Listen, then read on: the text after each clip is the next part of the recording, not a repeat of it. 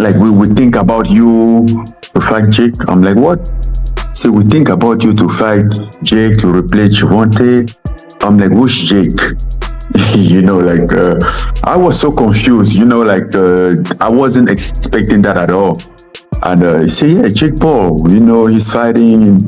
I'm like, no, bro, come on. Don't disrespect me like that. There's no way Jake Paul fights him. If he does, hey, listen, I'll be the first one to hold my hand up and say I was wrong. No, hurt him. Relax. Well, your boy's calling him out. Next time I see this, Jake Paul, guys, I'm going to slap you 2 or 3 times. Yes. Next time, Francis can. Jake Paul. Jesus Christ. Dude. Don't do it. Whoa. Don't. Oh man, Francis Ngannou completely ignored the Jake Paul spectacle, and I love it. Basically, he's saying that if someone expects him to step in for Tank, that's not happening because he's not some superhero who can just appear out of nowhere and deal with all the chaos. I mean, don't disrespect me like that. And then they even say like, they even come out after and say, and what if the number are good? He sent out some number. I'm like, it's not about the number. If it was about the number, we could have started talk. I would have tell you, I'm not just interested. He make no sense. The guy was completely baffled, honestly thinking someone was messing with him, asking, who's Jake? Classic Ngannou energy, refusing to deal with any nonsense no matter how big the payout. And I love it because even if you offered him $100 million, he'd just shrug it off and keep focusing on being intimidating somewhere else. The fight where Jake can best, outside of fighting for like a legitimate cruiserweight title, that's the fight where Jake can get the most street cred back, even in a loss, just for taking it. Like if he actually would, if he cares about actual boxing street cred, like maybe he would get a little if he rematched Tommy Fury, which is his only pro loss. I think the Ngannou fight is his Super Bowl, and I've said that from the beginning because that's a fight in which I would think almost anyone would pick against him and assume he would get hurt and knocked. This is brutally honest in a world where fighters often say yes to anything with lights and cameras.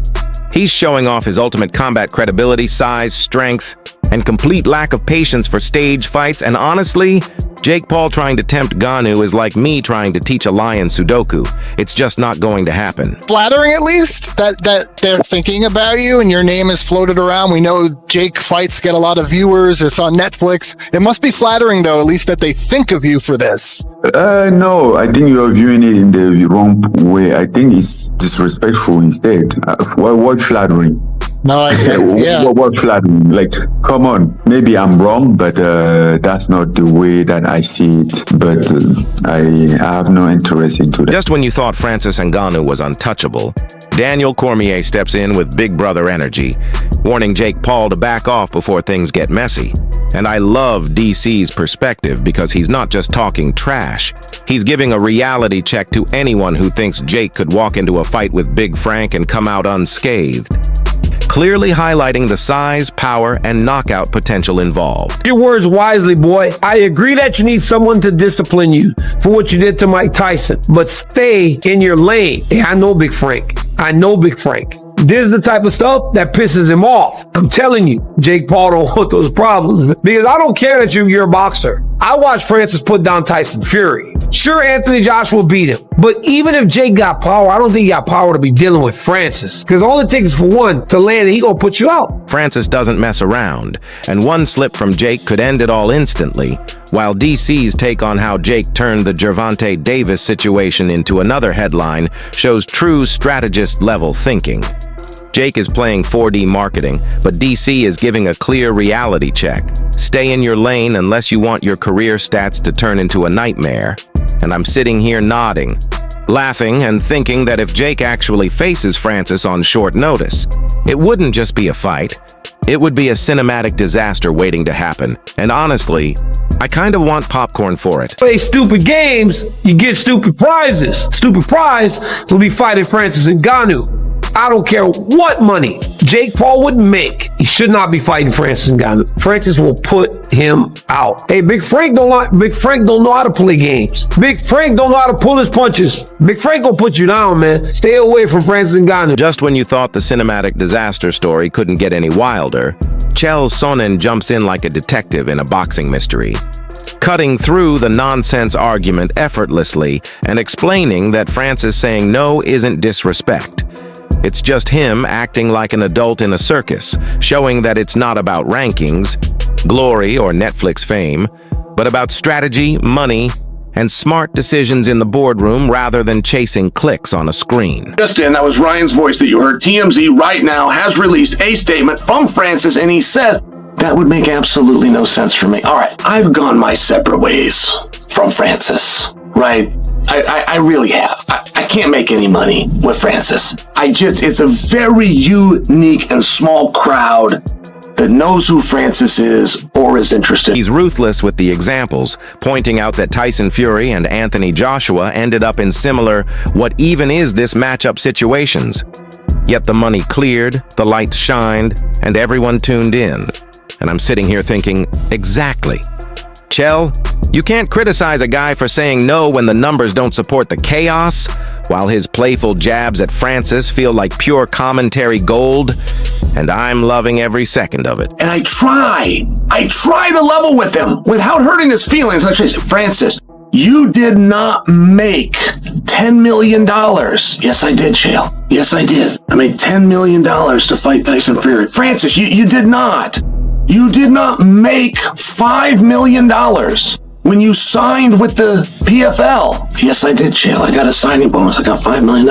Francis, you did not make $12 million when you fought Anthony Joshua. Yes, I did, Chael. I made $12 million. No, Francis, you were given that money. Just when you thought the media circus around Jake Paul couldn't get any wilder, Roy Jones steps in like the wise uncle who's seen it all, cutting straight to the point by calling out the fake outrage and drama while keeping it real about Jake knowing what he signed up for. He's not here to make friends. And I'm nodding along thinking, exactly. Stop acting like Jake's a rookie when he's been smart from day one. And then he shifts to the fights that actually matter, hyping up Andy's like a standout contender and breaking down 50-50 matchups like Shakur versus Tofino or Lamar Jones with insight on skill, grind, and heart, rather than clicks or clout. And I try to level with him without hurting his feelings. I say, Francis, you did not make $10 million. Yes, I did, Chael. Yes, I did. I made $10 million to fight Tyson Fury. Francis, you did not. You did not make $5 million when you signed with the PFL. Yes, I did, Chael. I got a signing bonus. I got $5 million. Francis, you did not make $12 million when you fought Anthony Joshua. Yes, I did, Chael. I made $12 million. No, Francis, you were given that money. But here's the twist. I can't stop laughing at how Roy completely humbles the whole narrative, calling out that Boots is the truth. And I'm picturing Jake Paul checking his phone thinking, wait, who's Boots? Because this isn't YouTube boxing. It's old school respect, skill, and truths being laid down while everyone else chases drama. And the way Roy ties in boxing history with Floyd, Manny, and Canelo reminds us that the sport isn't about who yells the loudest on social media, but about respect, preparation, and knowing your place. And if you're not watching these 50-50 fights with analysts breaking them down, you're missing the game entirely. Roy Jones just gave us a blueprint and a reality check all in one, and I'm here for every savage word. If they can do it and make the money doing it, great move for both of them. I mean, listen, I don't hit on nobody to make money. I can't do that. I'd be crazy to do that. You understand me? I'm gonna say it like this, bro. A lot of people underestimate Boots Ennis. All right, a lot of them underestimate Boots Ennis. Boots Ennis is not what they think he is. Boots Ennis is the truth. You understand me? They all talk crazy about Boots. Boots and them.